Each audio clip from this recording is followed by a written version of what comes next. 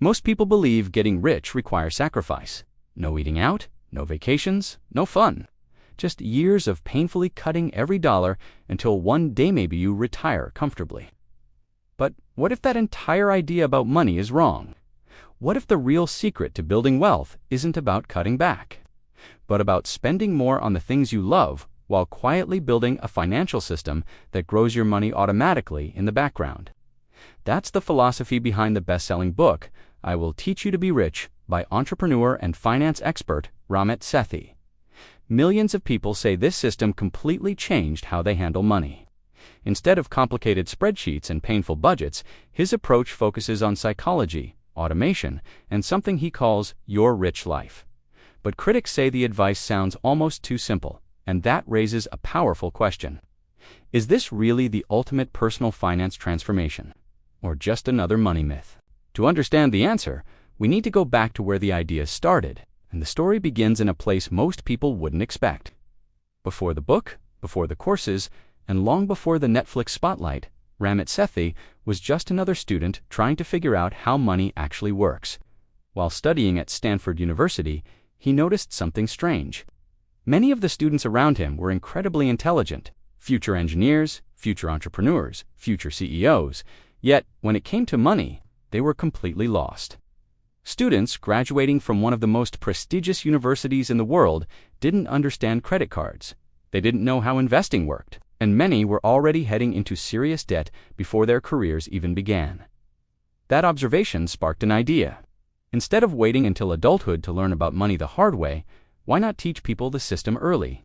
So, Ramit started writing simple financial advice online. At first, it was just small posts shared with classmates practical tips about negotiating bills, choosing the right bank accounts, and avoiding credit card traps. But something unexpected happened. The blog exploded. Thousands of readers began following his advice. Soon that blog became I Will Teach You to Be Rich blog, a platform that would eventually reach millions of readers. And that's when Ramit realized something even more surprising. The biggest problem people had with money wasn't math, it was behavior. And that realization would lead to one of the most controversial ideas in modern personal finance. Traditional financial advice usually sounds like this. Stop buying coffee. Cancel your subscriptions. Track every single dollar. Basically, stop enjoying life. But Ramit believed that approach was doomed from the start, because no one wants to live like that forever. Instead, he introduced a completely different philosophy called conscious spending. The idea is simple. Cut costs aggressively on things you don't care about, but spend generously on the things you truly love. If travel excites you, prioritize travel. If great food matters to you, enjoy it. If convenience improves your life, invest in it. The goal isn't eliminating spending, it's eliminating mindless spending. This idea shocked many traditional financial experts. Some critics argued it sounded irresponsible. Others believed encouraging spending would destroy people's savings. But followers of the system reported something unexpected. When people intentionally decide where their money goes, they actually waste far less of it, and they save more without feeling deprived. But this philosophy alone wasn't the real breakthrough. The real transformation came from a system designed to remove willpower from the equation entirely. Most people believe building wealth requires constant discipline, tracking expenses every day, making endless financial decisions, resisting temptation over and over again. But Ramit argued something radical. If your financial system depends on discipline, it will eventually fail, because humans are inconsistent. Some months you're motivated, other months you're stressed, distracted, or simply tired. So instead of relying on willpower, he designed a system that runs automatically. The core idea is simple. Automate your finances so the right decisions happen without you thinking about them. Your paycheck arrives. Immediately, money flows automatically into different places: investments, savings, bills. What remains in your checking account becomes your guilt-free spending money.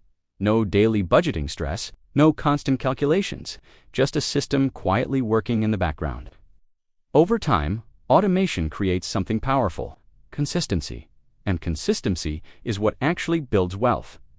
But Ramit says even this system won't work unless people confront something deeper: their relationship with money. Most financial advice focuses on numbers. interest rates, investment strategies, budget percentages. But Ramit believes personal finance is mostly psychological. Many people grow up with hidden beliefs about money. Some were taught money is scarce. Others believe spending is dangerous. Some feel guilty every time they buy something for themselves. These beliefs quietly influence financial decisions for decades.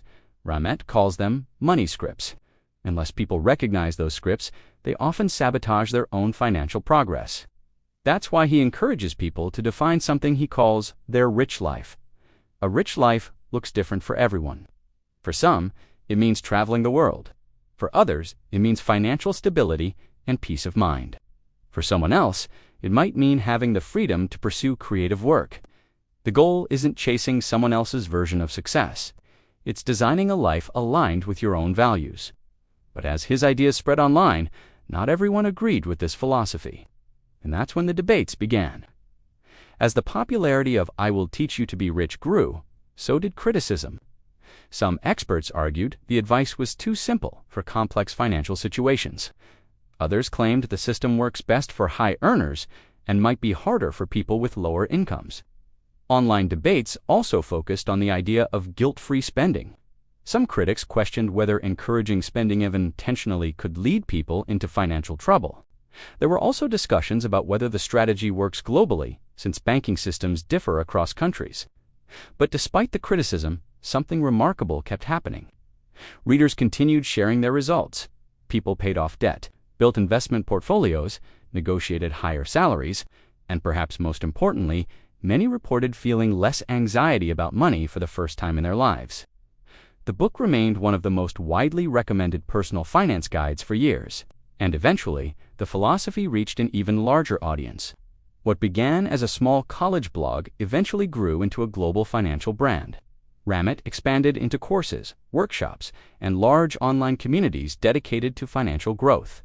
But the biggest leap into mainstream culture came when his philosophy moved to television. The Netflix series How to Get Rich brought his ideas directly into millions of homes. Instead of abstract financial advice, the show focused on real couples struggling with money. Some were buried in debt.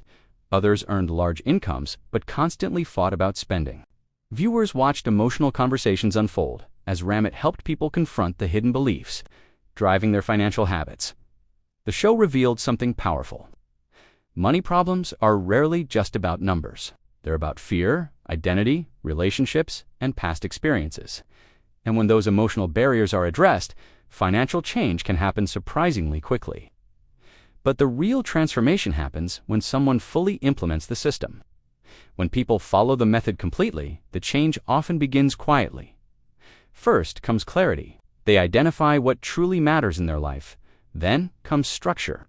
Bank accounts are organized, investments are automated, bills are optimized. Next comes growth. Savings increase automatically. Investments compound quietly over time. And because spending is intentional, something surprising begins to happen. Stress disappears. Instead of worrying about every purchase, people know their system is already working in the background. That confidence leads to bigger decisions. Negotiating salaries, starting businesses, investing earlier, making financial moves they once avoided out of fear. Over time, the transformation becomes obvious, not just in their bank accounts, but in their freedom, and that leads to the biggest lesson of all. For decades, financial advice has focused on restriction. Spend less, save more, repeat forever. But the philosophy behind "I will teach you to be rich" challenges that entire mindset. Being rich isn't about living a smaller life.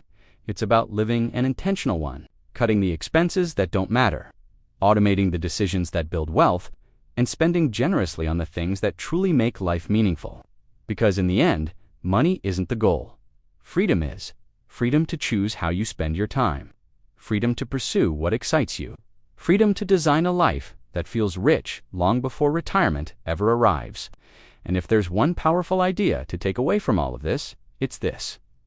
Building wealth doesn't start with complicated strategies.